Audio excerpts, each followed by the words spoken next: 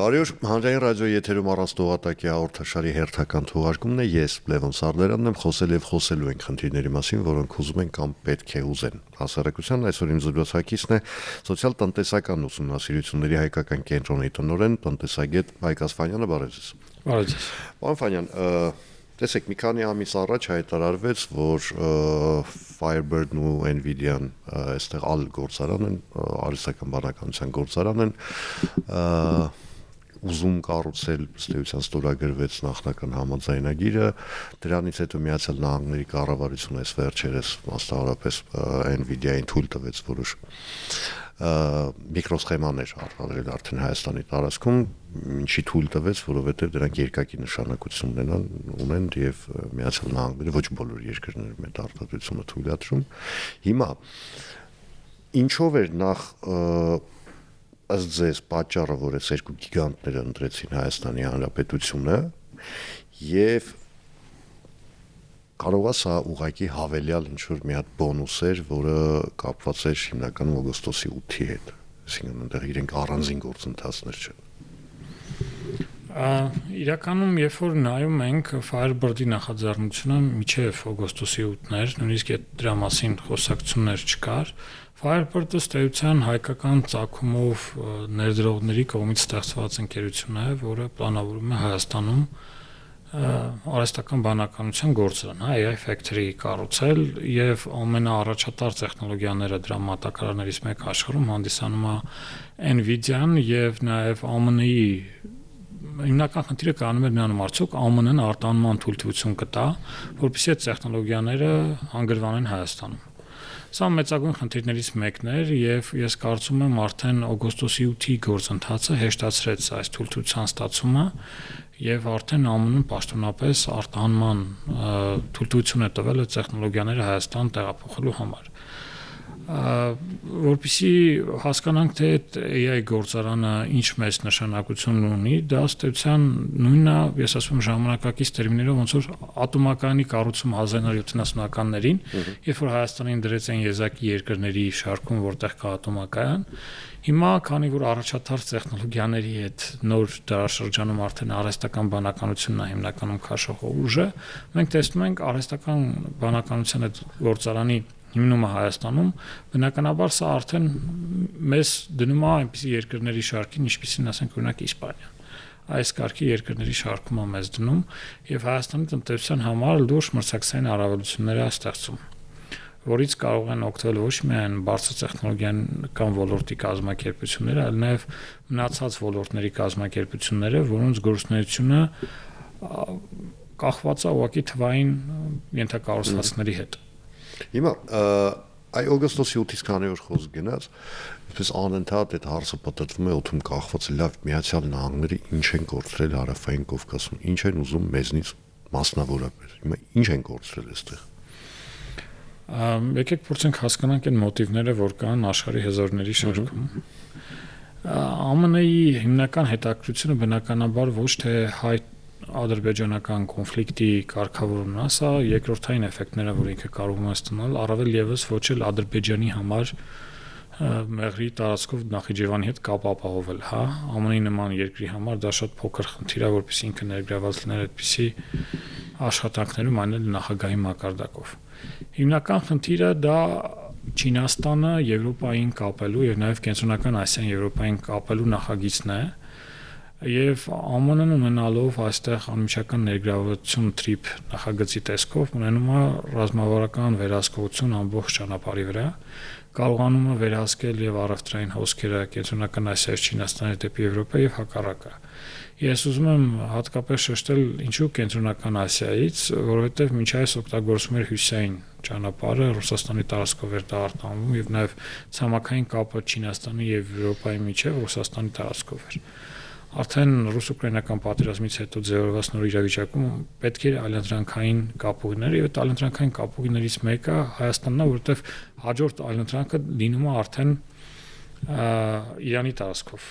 Եվ այստեղ միջին միջանցք կոչվածը ունենում է երկու ճյուղ, մեկը Հայաստանի տարածքով, հարավով, մյուսը Վրաստանի տարածքով, հյուսիսով, որ գնում է։ Հիմա նույն մեր ընդդիմախոսները կարող են այդ հարցը տալ, թե ինչու Վրաստանի տարածքով չէ, որ այդ կարողությունները այսօր էլ ամբողջովին չեն օգտագործվում։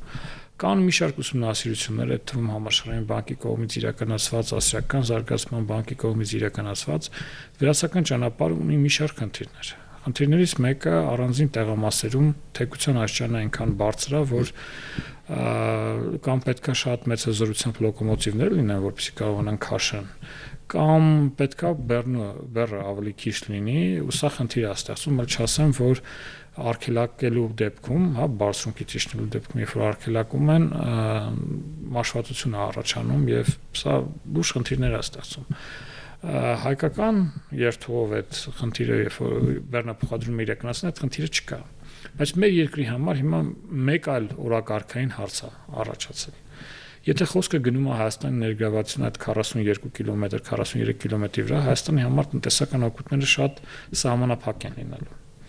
Գլխավոր խնդիրը պետք է լինի այն, թե ինչպես կարելի է կազմակերպել, որ Նախիջևանից ոչ թե գնա Դիլիչու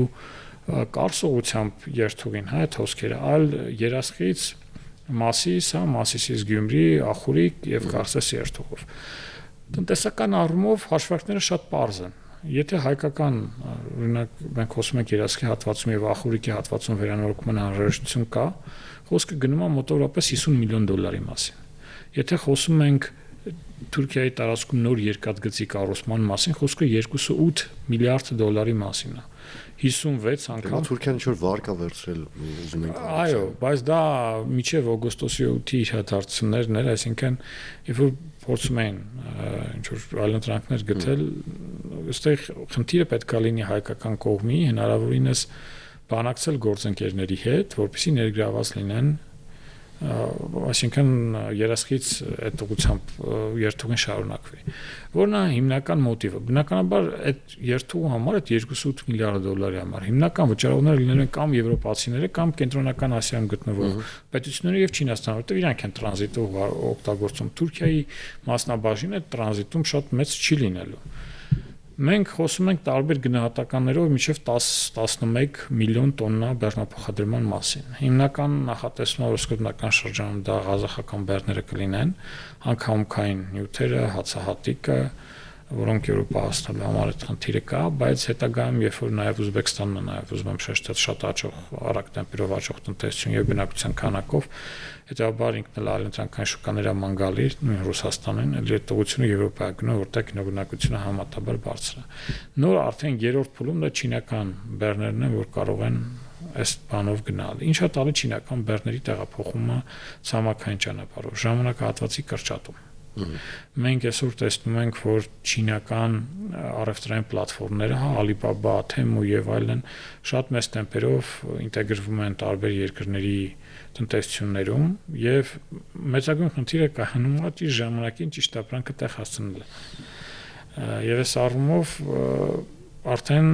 գնում է նրա մասին, որ ցամաքային ճանապարհը թեկուզ լինելով ավելի ծախսատար ժամանակի հարցը երբ որ լուծում ենք, ինքը դառնում է գրավիչ։ Սա է հիմնական, այսպես ասած, կողմերի շահերը, եւ մեր խնդիրը ստեղ ճիշտ դիրքավորվելն է եւ հնարավորինս մաքսիմալ օգուտ ստանալը։ Ես ուզում եմ շեշտել, որ մեր հասարակությունում կա թյուր ըմբռնում, թե մենք տրանզիտով ենք փող աշխատելու։ Չէ, տրանզիտը շատ մարջինալ էֆեկտ է ապահովելու Հայաստանի տնտեսության համար։ Նույնը Վրաստանում է։ Իրականում զուտ տրանսպորտային ծախսերը, նույնիսկ Վրաստանում կա պետական турք, հա, մանի համար, բեռնատարների համար, ոչ երկաթուղու համար, որոնք կիրառում մեր մոտ այլ ձև, այդ 300 լարին, որ իրանք կիրառում են, այլ ոնց որ մեխանիզմ է այնտեղ աշխատում, մեր մոտ մի քիչ այլ է լինելու։ Պետք է ենթակառուցվածքներ լինեն, այսինքն եթե տարանցիկ ճանապարհի մասին ենք խոսում, կարող են լինել լոգիստիկ կենտրոններ, որտեղ այդ բեռները, նույն ասենք չինական բեռները կարան մեծ, ասենք չափաքանակներից վերափոխվեն փոքր չափաքանակների արտանման նպատակով։ Եթե խոսում ենք ավտոմոբիլային տրանսպորտով բեռնափոխադրումների համար, այդտեղ կարող են լինել պահեստային տնտեսություններ, այդ ավտոմեքենաների սպասարկում անհրաժեշտ, այդ ավտոմեքենաներին վառելիք անհրաժեշտ։ Եթե խոսում ենք արդեն ավելին ընդգրկուն, դա էներգակիրների արտահանման մասին, որովհետև խոսք է գնում նաև գազատարների, նավթատարների, հա, կառուցման մասին, ավտոմոբիլների կառուցման մասին ու նաև էլեկտրական բարձրավոլտ գծերի կառուցման մասին, սա արդեն լրիվ իրավիճակը փոխում է, հա, մենք այլ մակարդակի այսպես ասած տնտեսական ինտեգրացիայի հետ գործ ունենք։ Հիմա քանի որ դուք խոսեցիք նաև էներգետիկ ենթակառուցվածքների մասին, 2 օր առաջ Եվրամիությունը հայտարարեց Եվրամիության պաշտոնական ներկայացուցիչը, որ օգնելու է Հայաստանին էներգետիկ ոլորտում դիվերսիֆիկացիայի գործում, դրա համար տրամադրելու է 500 միլիոն եվրոյի չափ գումար եւ դրա արդյունքում ավելի ճիշտ այդ գումարների օգնությամբ Հայաստանը կինտեգրվի կամ կմիանա վրացական եւ թուրքական էներգետիկ ցանցերին։ Հիմա ինչի համար է դա անում Եվրամիությունը։ Ասենք լավ, Միացյալ Նահանգները արդեն հասկացանք ինչ է ուզում տարածաշրջանից։ Եվրամիությունը լավ թրիփում չկա կամ դեռ չկա, ամենայն դեպս ասացին, որ բանակցելու են Միացյալ Նահանգների հետ որոշակի խնդիրների շուրջ։ Փաստորեն Եվրամիությունը ինտեգրվում է արդեն էներգետիկ ոլորտում մեր։ Դա ինչ է նշանակում, որ Եվրամիությունը արդեն սկսում է աշխատել այն ուղղությամբ, որ օրերից մի օր տարածաշրջանը, մասնավորապես Հայաստանը, եթե ասենք երկրորդ ատոմական էլ կլինի, արևային էներգիա եւ այլն, կդառնա Եվրամիության էլեկտրաէներգիա մատակարար։ Պոտենցիալ հնարավոր է, մենք գիտենք, որ թուրքական ցանցերը միացած են, եվրոպական այդ կոնտինենտալ մայրցամաքային ցանցին, եւ եթե հայկական ցանցերը միանան նաեւ թուրքականին ու վրացականին, նախ վրացականի հետ այսօր մենք միացած ենք, բայց ամբողջովին չենք օգտագործում, հետագայում կարողությունները վթարային միացում ավելի շատ է։ Հնարավոր է ավելի ընդգրկուն, օրակարգով համագործակցության, բայց ինձ հատկապես հետաքրքրում է Թուրքիայի հետ էլեկտրահաղորդման գծերի շահագործումը, երբ որ մենք նայում ենք, թե մենք ինչ ապրանք կարող ենք Թուրքիա արտահանել, մեր երբ որ հայ-թուրքական սահմանը բացվում է, բոլորը խոսում են, որ թուրքական ապրանքները կարող են հեղեղել մեր շուկան, իսկ ինչ ապրանք մենք կարող են արտահանել, օրինակ այդ հարցը շատ է հնչեցվում։ Երբ որ մենք նայում ենք, մի քանի ապրանքներ կա, որոնց գծով մենք բավական լուրջ մրցակցային առավելություններ կարող ենք ունենալ։ Դրանցից մեկը էլեկտրաէներգիան է։ Ինչու՞։ Այնպես չի, որ Թուրքիայում էլեկտրաէներգիա չկա։ Նախ Թուրքիան իր մի մասը նաև ներմուծում է ադրբեջանական էլեկտրաէներգիայի տեսքով, ու ադրբեջանական էլեկտրաէներգիան այդ ասխացնային բազայի վրա կարբոնը, այս կարբոնի հիման վրա է դա իրականացում, իսկ Եվրոպան, երբ որ ապրանքները ներմուծում է նաև թուրքական, այնտեղ պահանջ կա, որ կարբոն ֆուտպրինտ կոչվածը հնարավորինս քիչ լինի։ Այսինքն ներմուծելով հայկական, որը մեր մոտ վերականգնող ռեսուրսները շատ ավելի մեծ են կազմում, մեր էլեկտրաէներգիա արտադրության մեջ, ըստ Թուրքիան կարողանում է իր այդ կարբոնային արտադրանքի մասնաբաժինը, էլեկտրաէներգիայի մասնաբաժինը որոշակիորեն նվազեցնել։ Այդ հնարավորությունը եւս կա, որ մենք կարող անենք։ Էլ չեմ ասում, որ մեր մոտ հատկապես ամառային ամիսներին, ցերեկային ժամերին ունենք էլեկտրաէներգիայի գերարտադրության խնդիր, որի փոխարեն մենք բոլորս վճարում ենք, բայց քանի որ դա չենք կարող օգտագործենք, ուղղակի ավելցուկային արտադրություն է դա վերածվում։ Նույն Firebird-ի հիմնումը թույլ կտա թե զրույցների մի մասը ըստ էության կլանել եւ նաեւ հայ-թուրքական էլեկտրաէներգիայի գծերի, բարձրավոլտ գծերի շահագործումը թույլ կտա մեր ավելցուկը արտահանել Թուրքիա։ Սա Հայաստանի տնտեսության վրա երկակի էֆեկտ կարող է տալ եւ ներքին, այն ծախսերը, որ իրականացում են գերարտադրության նվազման ուղղությամբ եւ նաեւ լրացուցիչ բիզնես հնարավորություններ մեր էլեկտրաէներգիան դուրս արտահանելու համար։ Հիմա խոսենք Հայաստանի տնտեսության ընդհանուր վիճակի մասին, Եվրասիական զարգացման բանկը մի քանի օր առաջ զեկույց հրապարակեց, ըստ որի առաջին 9 ամսվա ընթացքում 2025 թվականի համախառն ներքին արդյունքի աճը կազմել է 6%, այսինքն 6% հնան աճել է, բայց միաժամանակ բավական լուրջ իջել էր տնտեսական ցուցանիշներից երկու կոմպոնենտի մասին էր խոսքը, արտահանումն ու ներմուծումը։ Արտահանումը նվազել է 31.5%-ով, ներմուծումը 25.6%-ով։ Հիմա որոշ տնտեսագետներ դա բացատրում են այն էֆեկտով, որ կար ռուս-ուկրաինական պատերազմից հետո, այսինքն միգրանտների գալը Հայաստանի Հանրապետություն, հետո այդ ոսկու անհասկանալի կամ էլ քիչ հասկանալի գործարքները որ տեղի ունեցան, հիմա այս անկումը կապված է այդ գործոնների չեզոքացմամբ, թե այլ խնդիրներ կան։ երբ որ խոսում ենք արտանման մասին, նաև ներմուծման մասին, ես ուզում եմ ասել, որ այն թվերը, որ հրապարակված է, խոսքը ապրանքային արտահանման մասին է, ոչ թե ծառայությունների, իսկ ապրանքների կոնտեքստը երբ որ քննարկում ենք, դա բացառապես վերաբերում է վերարտանման գործարքներին։ Օրինակ եթե դուք խոսքում նշեցիք, որ ռուս միգրացիան այդ միգրանտները դա ծառայությունների արտանման վրա իրենք կարանած դնա, որ ապրանքներն են հիմնական տեղեկատվական տեխնոլոգիաների ոլորտում, հա։ Իսկ ապրանքների արտանում բացառապես կախված է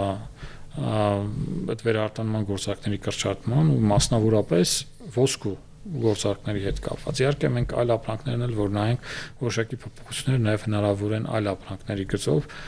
քանի որ երկար ժամանակ է անցնում, նախ առաջինը առաջանում է այդ այլընտրանքային միշտ ճանապարհներ այդ ապրանքները Ռուսաստան հասնելու, երկրորդը ռուսական տնտեսությունը իրականում այնպես չի որ լավ վիճակում է գտնվում։ Մենք ճիշտ է պաշտոնական տվյալները պատերազմից հետո խիստ սահմանափակ են, լիարժեք տվյալներ չեն հրապարակվում Ռուսաստանում, բայց երբ որ մենք նայում ենք, հասկանում ենք, որ տնտեսությունը դրված է ռազմական ռելսերի վրա։ Եվ այս ռազմական ռելսերի վրա դրած տնտեսությունը բնականաբար որոշակի աճ ապահովում է։ Եվ նաև այն հատուցումները, որ իրականացվում են պատերազմի մասնակիցներին, դա ամբողջական պահանջարկի խթանում է ըստեյության, յանից ենթադրում։ Բայց ընդգրկում, երբ որ փորձում ենք հարցին նայենք, մենք հասկանում ենք, որ պահանջարկի խնդիրներ կան, առանձին շուկաներում պահանջարկի խնդիրներ կան նաև Ռուսաստանում, որովհետև միջոցները սահմանափակ են։ Եվ այն ապրանքները, որ բերում էին Հայաստանով տանում են, կարող դրանց նկատմամբ պահանջարկը որոշակիորեն նաև նվազած լինի։ Հետևաբար դա նորմալ ընթացքի մեջ է։ Ինչ վերաբերում է Հայաստանի արձանագրած տնտեսական աճին 6%, ես ուզում եմ շեշտել, որ սա բոլոր եւ միջազգային կանխատեսումներից, որ մենք ունենք տարեսկզբում եւ նաև լոկալ շուկայում այդ թվում նաև կառավարությունը, հա, բյուջեի նախագծում, երբ որ ֆինանսների նախարարությունն կանխատեսում է դնում եկող տարվա տնտեսական աճի վերաբերյալ, այդ բոլոր կանխատեսումներից ավելի բարձր են։ Եթե չեմ սխալվում 4% էր, չէ՞։ Չէ, 5.2% մոտավորապես այս շրջանում տարբեր 4-ից 5.6%-ում է։ Այդ կառավարությանը, չէ, կառավարությունը չէ, միջազգայինները կախված Ասիական զարգացման բանկ, Արժույթի միջազգային հիմնադրամ, հա, Ասիական զարգացման բանկ հիմնականում իրանք են կանխատեսումներ անում։ Ամեն դեպքում կարող ենք ասել, որ բոլորի սպասածից ավելի բարձր է եղել, երկու պատճառ կա սրա համար։ Մեկը 2022 թվականի իրադարձություններից հետո հաջողվել է մեր տնտեսությանը որոշակիորեն բարձրացնել այսպես կոչված տնտեսական աճի պոտենցիալը։ Եթե նախկինում դա 4.5%-ի մասին էր խոսքը գնում, հիմա 5.5%-ի մասին է գնում։ Բայց այդուհանդերձ նաև այլ գործոնները, որ մենք ունեցել ենք, դա դրական սպասումներ է ձևավորել, այդ նաև օգոստոսի 8-ի իրադարձությունները, չնայած դրա էֆեկտը շատ ավելի մարջինալ է, որովհետև հարաբերականորեն վերջերս արձանագրվել այլ հասակ տնտեսությունն խաղաղության հետ կապված որոշակի գործընթացները դրական սպասումներ են ավելացրել, տնտեսությունը աճել է որոշակիորեն։ Եկող տարի, արդեն եթե մենք խոսենք, այսօր արդեն տարեվերջն է, դեկտեմբերին ենք մենք հասել, ենթադրաբար մենք տնտեսական աճի տեմպը կպահպանենք։ Ինչով է դա պայմանավորված։ Մի քանի գործարքներ։ Նախ Լիդիանը կսկսի աշխատել, որը իրանից բավականին լուրջ արտահանում նշանակում ապրանքային։ Երկրորդ։ Դրան գումարած մի անգամից չէ։ Լիդիանի հետ կապված այսպես ամենօրյա ռեժիմով ոսկին համաշխարհային նոր ռեկորդներ է սահմանում ոսկեգինը։ Բնականաբար դա լրացուցիչ եկամուտներ կապահով ինչպես պետական բյուջեի համար, այդպես էլ գործարանին։ Մյուսը Factory-ն է, որը նախատեսում արդեն նաև կան տեղեկություններ, որ հրազդանում են նախատեսում շահագործել դա էլ ես սկզբնական փուլներ եւ մնացած փուլերում էլ այդ հաջորդական ներդրումները եւ նաեւ արտանումը բավականին լուրջ արդյունք կարող է ապահովել Հայաստանի արտանման համար։ Հիմա տեսեք շատերը պնդում են այդ թվում նաև կառավարությունը ասում են որ մեր այսպես դարդերի լավագույն բալասանը դա տնտեսության դիվերսիֆիկացումն է եւ իշխանությունները պնդում են որ իրենք ամենօրյա աշխատանք են անում այդ ուղղությամբ այն դեպքում երբ անդիմադիրները հեգնում են ասում են այդ ինչ ինչպես եք դուք դիվերսիֆիկացնում տնտեսությունը, որ Ռուսաստանից տնտեսական կախվածությունը տարեստարի մեծանում է, այսինքն մենք ասենք ենթադրենք պայմանական եմ ասում, տոկոսային առումով հիմա Ռուսաստանից ավելի շատ ապրանք ենք ներկրում եւ շատ ավելի բան ենք արտահանում Ռուսաստանի Դաշնություն, քան ասենք 5 տարի առաջ ենթադրենք։ Հիմա այդ ինչից է, որովհետեւ իրոք մենք այդ շուկայի այլ ընտրանք չունենք, թե մենք ուղղակի վատ ենք աշխատում։ Ես կարծում եմ, այնտեղ կա որոշակի մանիպուլյացիոն էլեմենտներ։ Նախ նշենք, որ այդ արտաքին գործոնները որ առաջացել են, հա, որ փոշեկուլի նման ուղղակի sense քաշում էր ապրանքները եւ Հայաստանի միջոցով եւ հայկական ապրանքները Ռուսաստան։ Դրանով պայմանավորված, որ օրինակ առանձին տարիների նույնիսկ մեր արտանման կառուցվածքում Ռուսաստանի բասնաբաժինը 40%-ից ավել էր դարձել։ Կառավարության քայլերի մասին եթե խոսենք, հա, ձեր առաջի կտորը ձեր հարցի, որոշակի քայլեր կան։ Որոշակի քայլեր կան, որին ես որպես մասնակից սկզբունքորեն չեմ կիսում այդ քայլերի իրավացիությունը, մասնավորապես Եվրամիություն արտանվող ապրանքների մաքսատուրքի փոխհատուցման նախագիծը, որը այսպես ասած նստացնում է, չկա կայունություն, հա, այդ մեխանիզմի մեջ, ինքը անդադ պետքա տրվի։ Սա օրինակ դիվերսիֆիկացման ուղղված քայլեր է։ Հիմա եթե չլիներ այդ քայլերը, արդյոք մենք կարտանենք, ասենք Ռուսաստան, չգիտեմ, մեր մասնաբաժինը, եթե X-ը, ապա կլիներ ավելի մեծ, հա, այդ մասնաբաժինը։ Բայց առհասարակ եթե գնահատելու լինեն կառավարության առանձին քայլերը դիվերսիֆիկացման ուղղությամբ, ես կարծում եմ բավարար չեն։ Ավելի շատ կա խոսակցություն, ավելի շատ կա քննարկումներ, քան թե ռեալ գործնական քայլեր, որոնք ուղղված են։ Ես վստահ եմ, որ այդ նույն ռեսուրսներով այդ նույն ժամանակահատվածում հնարավոր էր ավելի մեծ արդյունքներ արձանագրել, քան թե այսօր կառավարությունը ունի։ Ինչ պետք է արվի, որ չի արվում։ Ամենապարզ քայլերից մեկը, հա, մենք ունենք արտանման ռազմավարություն, որը ընդունվել է անցած տարի եւ պետք է արդեն ավելի ինտենսիվ քայլեր ձեռնարկվեն այդ ռազմավարության իրականացման ուղղությամբ։ Ես շատ պակասից չբացեմ, բայց հիմնական հարցը կարծես թե հապաղում են։ Այդ հարցում հապաղում են այդ քայլերը իրականացնելու։ Երկրորդը, ես ավելի քան վստահ եմ, որ հնարավորությունները Հայաստանի դիվերսիֆիկացման ուղղությամբ ավելի մեծ է, սակայն մեր տեղական կարողությունները, քաղաքականության մշակման ուղղությամբ, գործարարների կարողությունները մասնավոր հատվածում, նույնիսկ եվրոպացիները, երբ որ մենք խոսում ենք, իրենց մոտ էլ այդ հարցը առաջանում, ինչու է այսքան քիչն է դեպի հայկական արտանումը դեպի Եվրամիություն, իրականում համագործակցությունը, համատեղ նախագծերի իրականացումը, կարողությունների զարգացման ուղղությամբ մեր տեղական գործարանների կա, բայց էլի կարծում եմ, որ տեղական ռեսուրսների սահմանափակումը պետական կառավարման համակարգում թույլ չի տալի ամբողջությամբ իրականացնել այդ ծրագրերը։ Սոլյուցիոնը չի։ Գիտեք ինչ եմ հարցնում այդպես, ասենք ես, չգիտեմ, ինչ որ բան եմ արտադրում ես անձամբ, հա։ Ես ունեմ շուկան, ասենք Ռուսաստանում, այդ շուկան շատ խիստ չի պահանջների իմաստով եւ որpիսի ես ընդլայնեմ եւ արդեն հայացքս ուղղեմ դեպի արևմուտք, այսինքն դեպի Եվրոպա։ Ես պիտի աշխատեմ, ես պիտի որակ բարձրացնեմ ապրանքի, որովհետեւ ի տարբերություն այն մի շուկայի, այս մի շուկայում տեղ ամեն ինչը պետք է տեղը տեղին լինի։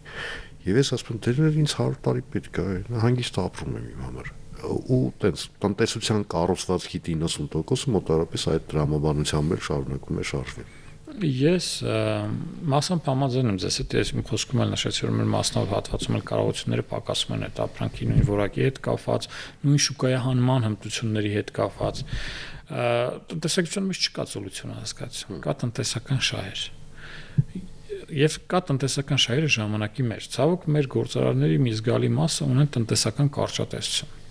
Շատ լավ է այսօր ռուսական շուկայում իրանք արտանում են փող աշխատում, ոչ մեկ չի ասում մի արտանեք եւ փող մի աշխատեք։ Բնականաբար եթե կա պահանջարկ, դա այսպես ասած մշտապես շահավետ է, պետք է այդ քայլերը անեն։ Սակայն վաղվա օրվա մասին մտածելու հա հարցը, հենց որ խնդիր առաջանում գալիս է նույն կառավարության ասում թե ինչ անենք։ Բայց եւ կառավարությունը իր տեղում եւ նաեւ գործարարները իրենց տեղում պետքա հստակ հասկանան այն վիժնը, արդյոք մենք ուզում ենք այդ դիվերսիֆիկացիան թե չէ։ Կառավարությունը կարծես թե հասկացել է։ Այլ բան է այդ ուղղությամբ քայլերը բավարար են գնահատում, թե բավարար չեն գնահատում։ Ես ինքս բավարար չեմ գնահատում։ Մասնավորի մոտ կարծես թե այդ ընկալումը դեռևս այն մակարդակում չի գտնվում, որը կցանկանայինք, որ այդ մակարդակում գտնվել։ Կան էլի առանձին գործարարներ, որոնք հասկանում են մի շուկայից այդ մեծ կախվածություն չպետք է ունենալ, փորձում են ապրանքները այլընտրանքային ուղիներ գտնել, բայց միևնույն է այդ համընդհանուր ընկալումը, հատկապես սպառողական ապրանքների դեպքում, որը մեր սպառողական ապրանքների մեծ գալի մասը գնում է հենց Ռուսաստան, այսինքն B2B, հա, բիզնեսը բիզնեսին ապրանքներ չեն։ Մենք խոսում ենք օրինակ, եթե նայենք մեր հանքամուքային ապրանքները, իրանք Ռուսաստան չեն գնում համարյա։ Իսկ մնացած ապրանքները, որոնք B2C ապրանքներ են, հիմնական շուկան ինքը իրանից Ռուսաստանն է հաշվում, չհաշված երևի հանդիսանում, չհաշված երևի ծխախոտը, հա, որ մեր կառուցվածքում շատ մեծ մասնաբաժին ունի, բայց հիմնականում արտահանվում է ասիական երկրներն, հա, արաբական երկրներ, ասիայալ երկրներ։ Հիմա պետությունը, իշխանությունը ինչ պիտի անի, որ ձեր այդ ասած մասնավոր սեկտորը շարժվի։ Ունեք ասես մի ծայրահեղ բան եմ ասում, օրինակ վաղ արտանանում ենք կառավարությունը ասում է, գիտեք ինչ կա, ISSS արտադրատեսակների վրա մենք այսօրվանից կիրառում ենք եվրոպական ստանդարտներ արտադրության։ Կամ այսպես եք արտադրում, կամ ընդհանրապես չեք արտադրում։ Ինչ է լինում այդ դեպքում։ Դա շատ ծայրահեղ միջոց կլինի։ Ես չեմ հավատում, որ կառավարությունը կգնա այդպիսի քաղաքական դիվիդենդները կամտալով։ Իհարկե, ես հասկացա, քայլերը, որ պետք է իրականացվեն, բազմաթիվ տարբեր ուղղություններով, սկսած ընկերություններին, հա, կարողությունների զարգացում, որ մարդիկ կարողանան նորմալ նամակագրական կապ ունենան դրսի գործընկերների հետ, հա, իմ գործընկերներից մեկը շատ է հաճախ նշում, երբ որ նայում ենք, թե մեր գործարարների էլեկտրոնային հասցեն ինչ տեսք ունի, հա, ասենք Mail.ru-ի բանի վրա, այլ արդեն այդ մարդու հետ խոսալ մնացած կարողությունների զարգացման, հա, ճիշտ գնային առաջարկ ներկայացնելու, բանակցություններ վարելու, ապրանքը ներկայացնելու, sense մեծագույն խնդրի մեջ ենք մենք, բայց մենակ դրանով չի, դա ենթադրում է ավելի ակտիվ ներկայություն, դա օրինակ առևտրային հարթակներում, հա, այդ ցուցակում անցկացնելու համար պետք է որոշակի օժանդակություն ցուցաբերվի, չկա կարողություններ կամ տեղյակ չեն այդ բանի համար, պետք է այդ կարողությունները ձևավորվեն, մարդկանց տեղեկացվեն, թե ոնց կարող իրենց ապրանքները հանել այլ երկրներ։ Մենք այս առևտրային հարթակների դարում, եթե ժամանակին մեծագույն խնդիր էր ինչ-որ միտեղ սուպերմարկետում լիստինգ անցնելը, հատկապես ոչ պարոնային ապրանքների համար, հիմա քանի որ կան այդ ցանցերը, կլինի Amazon-ը Եվրոպայում, կլինի այլ միջազգային ցանցերը, դա շատ ավելի հեշտ է այդ ապրանքը անել, բայց մեր գործարարները, քանի որ բոլորը չեն որ տեղյակ են այդ ամեն ինչից, իրանք վաճառում են ապրանքը այնտեղ, ինչպես կարող են, ինչ հնարավորություն ունեն եւ որն ծանոթ են։ Պապական, հա, պապական մեթոդներով ասած։ Գիտեք, սկսած լեզվական խնդրից բարիերներ կան, որ պետք է հաղթահարվի։ Բայց ոչ միայն դրան, օրինակ լոգիստիկայի առումով, նույն արտահանման ռազմավարության մեջ կա նախաձեռնություն, որով նախատեսվում է սկզբի սուբսիդավորել ավիաչվերթները, որովհետև սկզբում բեռնակիչ, որպեսզի այդ ինքնաթիռը թռնի, հա, երբ որ որոշակի մակարդակից արդեն բեռի ճիշտ մակարդակին հասնի, անգլերեն մի տերմին կա կոչվում market system development, հա, երբ որ շուկան ինքնին չի կարող ձևավորվել, պետությունը որոշակի ներգրավում է այդ ոլորտում, շուկան ձևավորվում է եւ ինքը դուրս է գալը։ Հիմա այդ նախաձեռնությունները կան, այդ կառավարությունը ընդունել է այդ ռազմավարությունը, բայց երբ որ գալիս ենք արդեն գետնի վրա, որ հասկանում ենք ուր հասանք, մենք հասկանում ենք, որ իրոք հապաղում ենք։ Կարևորը որ հասկացել ենք, որ ջերմուկով երկիր չեն պահում։ Հա, դա 90-ականներից հետո ասում եմ շատ կարևոր ձեռքբերում էր։ Շնորհակալություն զրույցի համար։ Հիշեցնեմ այսօր իմ զրուցակիցներ սոցիալ-տնտեսական ուսումնասիրությունների հայկական կենտրոնի տնօրեն, տնտեսագետ Հայկ Ասպանյանը, ես Լևոն Սարդերանն եմ, կհանդիպենք արդեն վաղը, նույն ժամին, նույն վայրում, հաջողություն եւ համբերություն բոլորիս։